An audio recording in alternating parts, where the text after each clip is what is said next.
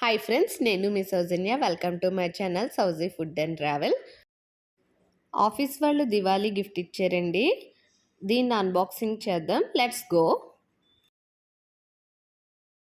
Dry fruit chocolate అండి ఇది. Dry fruits ఇచ్చారు వీళ్ళు. పిస్తా,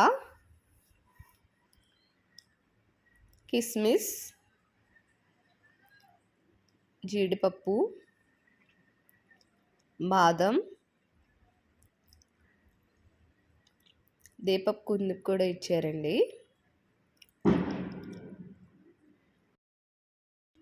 దీపపు కుంది అయితే చాలా బాగుంది, నాకు చాలా నచ్చింది ఇది.